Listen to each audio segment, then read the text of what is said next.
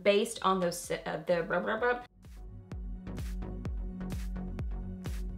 Hey guys, welcome back. So got a video for y'all today all about this palette right here. This is the Bad Habit Beauty Mythos palette. So super cool, really interesting looking. So we are going to talk about the pricing, we'll look at the packaging, we'll look at some swatches, I'll talk to you guys about the formula on these shadows and how they are to work with, and then give you my overall impressions and review on this palette, and then I will also show you a tutorial on how I did this look right here. So yeah, let's get to it. Starting with pricing and packaging, the price of this palette is $24 because it's part of Bad Habit Beauty's Luxe series, so it's supposed to be kind of like a step up in quality. So this is part of their Luxe series, so that's why it's $24. As far as the packaging goes, this is what the outside sleeve looks like. This is such a cool looking palette. It's really, really neat. Looks like it's been ripped and just there's layers to it, and it's really cool looking. The palette itself is really cool looking. I love the pink and blue and purple. I think it's beautiful because I love pink and blue and purple. So I love the color theme to it. I love the rips in it. I think it's really, really cool looking. Very sturdy feeling. It's kind of even a little bit raised, so it does feel like it's been ripped. So it's very cool packaging. Has a nice functional mirror in there. As far as what you're getting in here, you are getting kind of that different sort of collection of formulas, much like the first palette, their Cult Mystics palette. So let me get the little handy dandy sleeve that comes with it. So these over here, these 6 are pressed powders. It says apply using a brush for best blendability. For more intense payoff, use a dampened brush. And then these over here are baked powders. It says for maximum payoff and shine, apply using a finger, which I probably would not use my finger to apply those. I prefer to use a brush with a setting spray or something like that, but I would not use my finger personally. But I don't know, maybe that would work too, but that's not how I apply them. So as far as like color scheme in here and what you get, it's very neutral on this side, but then you really have some fun over here.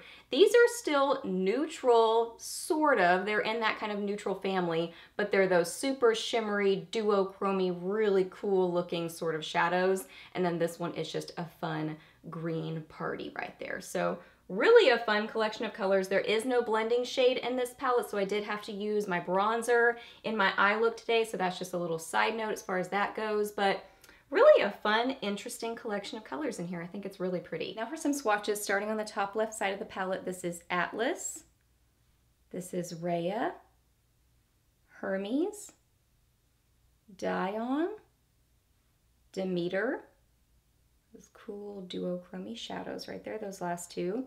This is Helena, this is Dionysus, this is Apollo, this is Odysseus, and this is Iris.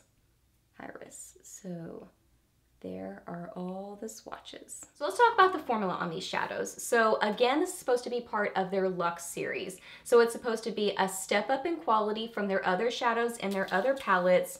Now I mentioned in my Cult Mystics palette review that I really wasn't sure that I was seeing enough of a jump in quality to really justify the difference in the price point.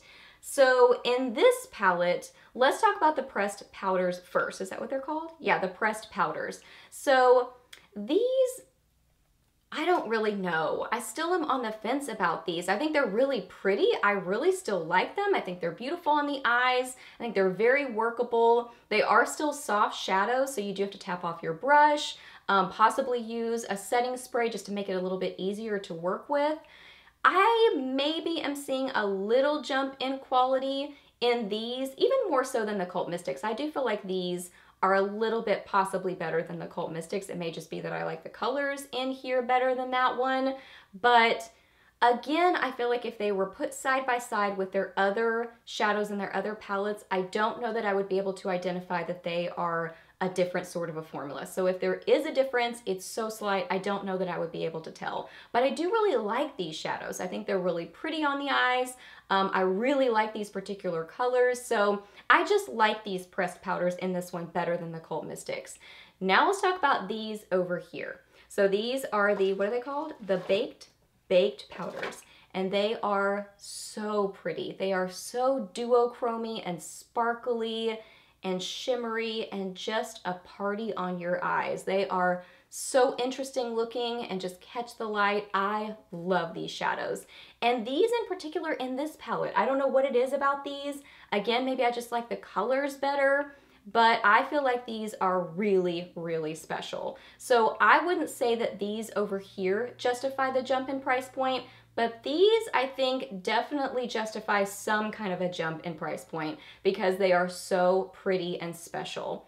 So that's what I would say about the formula. These are a soft shadow that you have to tap off your brush, possibly use a setting spray, just be delicate with them. A little bit goes a long way. These are a loosely packed shimmery shadow, so you definitely want to use either a setting spray or a glitter glue or something to help kind of adhere them and hold them together because they are loosely packed. But once you get them on your eyes, they are beautiful. And I really I do notice some fallout for sure because they are a loosely packed shadow, but it's not out of control. If you use something to help hold them together, they're workable and they're so, so pretty. That doesn't bother me at all. So overall thoughts on this palette, I like this one much better than the Cult Mystics palette. I just like the overall theme to it better. I always thought Greek mythology was kind of interesting when I learned about it in high school. So I like the pink and purple, and I just like the overall theme better. I like the color scheme better, and I do feel like it's a slightly more justifiable jump based on those shimmery shadows. I do feel like those are definitely a step up, really special, and do justify some kind of a jump in price point. So I really like this palette. I feel like with this series, I'm gonna take it palette by palette. I'm gonna look at it and say, do I like that particular palette in pictures? Do I want to give it a try? But I'm not gonna feel like committed to collecting them all because of the higher price point. I'm gonna kind of play it palette by palette. Okay, so that's my overall thoughts and opinions on this palette. So now let's get to the tutorial. Okay, so I've already applied some eyeshadow primer and set that. So there's really not a blending shade in this palette. So I am just gonna start with some of my bronzer, just my Too Faced Chocolate Soleil. And I'm gonna get some of that on a Cozette S175 and just put this into my crease and transition area. Just kind of need that first initial shade, at least me personally. Like, that's always the way I like to start my shadows. So that's what I'm gonna do. And it's really, I mean, I prefer a blending shade in a palette, but it's not a make it or break it for me because you can always just use your bronzer. Now I'm gonna take a flat concealer brush and get a little combo of Apollo and Hermes and just do a little back and forth between those and apply this to my lid. I forgot to tap off my brush.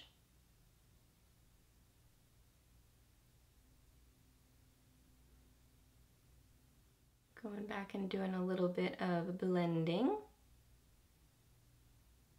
I'm gonna get some of Dionysus on a small little crease brush and just put some of this in the outer corner. It's a pretty pigmented shadow, so a little bit goes a long way with it.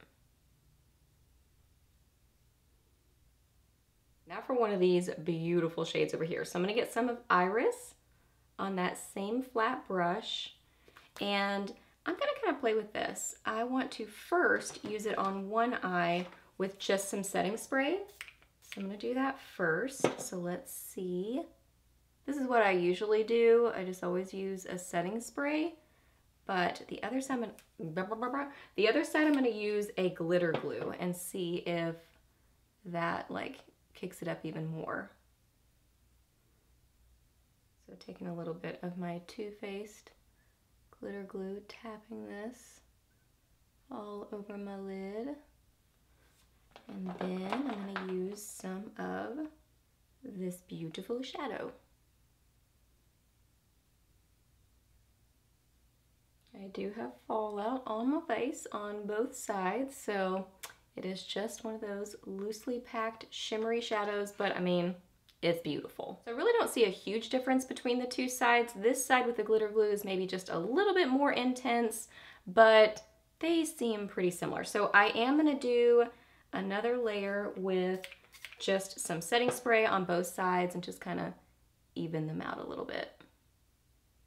So yeah, I really think that you could just go with either what you prefer or what you have, but I definitely think that these need one or the other. They definitely need a setting spray or a glitter glue or even both. Like that's probably what, like if I really wanted it to be the most intense and have the least amount of fallout, I would use glitter glue first and then get the product on my brush and then spray it with setting spray. So you've kind of got like all the scenarios covered. Adding just the tiniest little bit more of Dionysus in the outer corner. I mean, I'm just like barely touching just to make sure I still have that dimension there. Just because these are so beautiful, I want to play with another one. So I'm going to get some of Odysseus on a small brush. This is a small detailer brush from Real Techniques.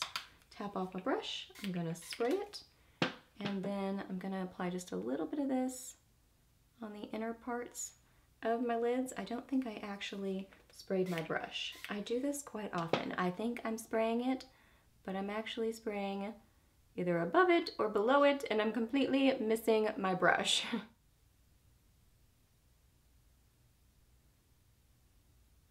Now I'm going to apply some liner and mascara to my upper lash line and lashes. So I'm going to use my Kat Von D Tattoo Liner in Trooper and my It Cosmetics Superhero. So I'm going to do that and I'll be right back. Well, I went ahead and did some other things on my face like concealer, powder, bronzer, blush, so anywho.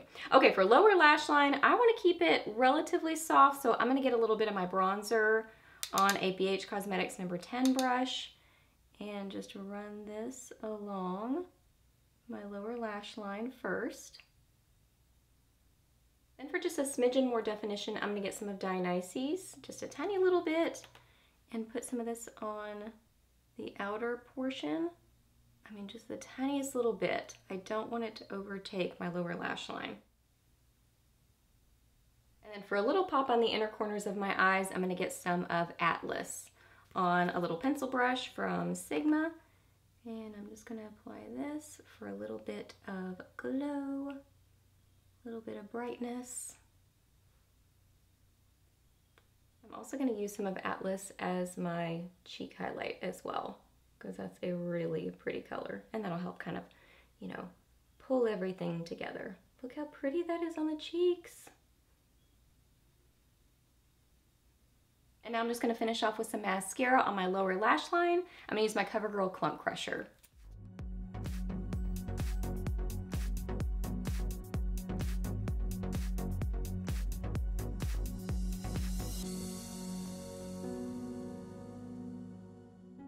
Alright guys, so that wraps up this video. So I hope that you really enjoyed it and I hope it was helpful for you. Please do a thumbs up if it was. Let me know down below what you think about this palette. I love hearing your thoughts and opinions, so let me know that down below. Ask me any questions that you have. I'm happy to answer those. Please subscribe to my channel if you're not already, and I'll see you in my next video. Bye!